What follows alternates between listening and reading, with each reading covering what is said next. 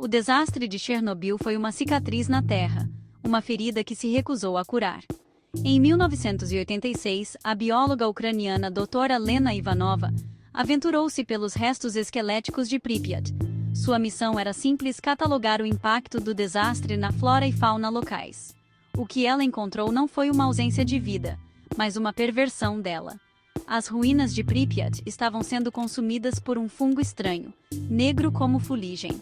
Agarrava-se às paredes de concreto como uma entidade viva, serpenteando pelo chão, uma rede de veias negras contra o azulejo pálido. O fungo parecia prosperar na radiação, absorvendo o veneno invisível como se fosse luz solar. Não se tratava de um organismo comum. Era algo nascido das cinzas do desastre. A doutora Ivanova coletou amostras e documentou suas descobertas. Seus relatórios iniciais foram recebidos com ceticismo. Um fungo que se alimenta de radiação? Impossível. Mas as evidências eram irrefutáveis. As implicações, terríveis. O fungo negro de Chernobyl não estava apenas sobrevivendo no ambiente mais hostil imaginável. Estava florescendo. A notícia do fungo negro se espalhou rapidamente pela comunidade científica. Era uma curiosidade científica, uma ameaça em potencial. Uma equipe de especialistas foi reunida. Sua missão era viajar para Chernobyl e estudar o organismo em seu habitat natural. A equipe era composta por especialistas de diversas áreas. A doutora Ivanova, a descobridora inicial do fungo, era a bióloga. O Dr. Andrei Petrov, um físico especializado em radiação, juntou-se a ela. Eles desceram ao sarcófago de concreto que sepultava o reator número 4, equipados com trajes de proteção. O ar era denso, com o cheiro metálico da radiação. Lá, no coração do reator morto, o fungo estava em seu estado mais vibrante. Pulsava com uma luz interna sinistra. Os cientistas montaram um laboratório improvisado e começaram a estudar o organismo. Suas descobertas iniciais foram alarmantes. O fungo não estava simplesmente absorvendo a radiação, mas a convertendo em uma fonte de energia utilizável. Estava fazendo algo impossível. A equipe trabalhou incansavelmente.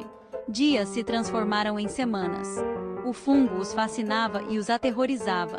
Eles descobriram algo verdadeiramente notável. O fungo possuía uma estrutura neural rudimentar. Não era inteligente no sentido humano, mas era capaz de se comunicar, capaz de aprender. O fungo se comunicava através de pulsos de energia que viajavam pela vasta rede de micélio. Os cientistas registraram esses pulsos e começaram a decifrá-los. Descobriram padrões, descobriram significado. O fungo estava ciente, ciente dos cientistas, estava estudando-os. A doutora Ivanova foi a primeira a notar. O fungo estava se tornando mais complexo, respondendo à presença deles. Parecia estar aprendendo. Um dia, o silêncio da zona de exclusão foi quebrado. Um zumbido baixo ressoou pelos corredores de concreto do sarcófago. Era o fungo. Estava se comunicando. Falava em frases fragmentadas, fazia perguntas, buscava informações. Era emocionante e assustador. Os cientistas se viram comunicando-se com um organismo diferente de qualquer outro. Estavam se comunicando com um ser nascido da radiação. Estavam se comunicando com algo antigo e alienígena.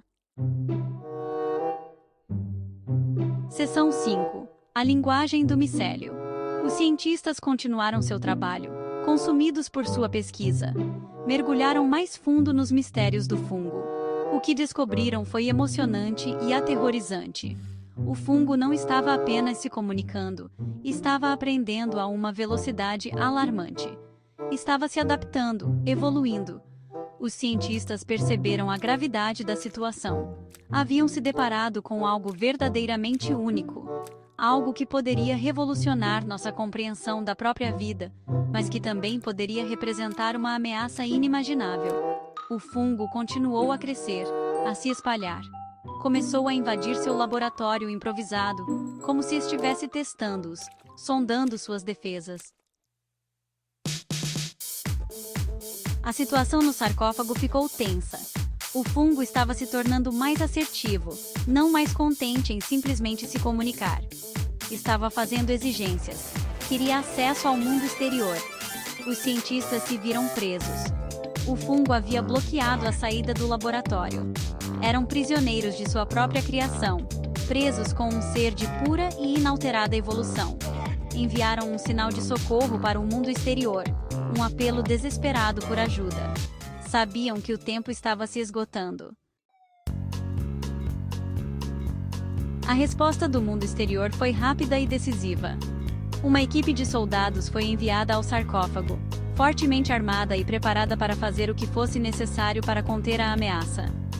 Os soldados lutaram para atravessar os corredores labirínticos e finalmente chegaram aos cientistas. Encontraram-nos cercados pela massa pulsante e brilhante do fungo. Os cientistas enfrentaram uma escolha terrível: escapar com os soldados e deixar o fungo se espalhar sem controle, ou tentar destruí-lo, correndo o risco de liberar algo ainda mais perigoso. No final, escolheram conter o fungo. Detonaram uma série de explosivos dentro do sarcófago. A explosão resultante selou o fungo lá dentro. Ou assim pensaram. O mundo deu um suspiro coletivo de alívio. O fungo de Chernobyl havia sido contido. Os cientistas retornaram a um mundo que os celebrou como heróis, aclamados por sua bravura, sua inteligência, elogiados por seu sacrifício. Mas eles sabiam a verdade. Haviam apenas adiado o inevitável. O fungo era antigo, paciente, encontraria um caminho. Eles tinham visto seu potencial, testemunhado sua inteligência. Sabiam que era apenas uma questão de tempo antes que ele escapasse de sua prisão de concreto.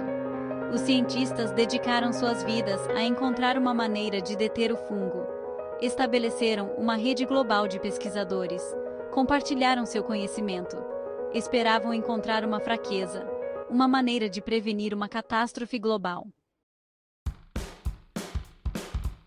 O pesadelo começou sutilmente. Relatos surgiram de todo o mundo. Crescimentos fúngicos estranhos foram descobertos em prédios abandonados, em esgotos, florescendo no coração das florestas. Eram pequenos no início, quase insignificantes, mas estavam se espalhando, multiplicando, evoluindo.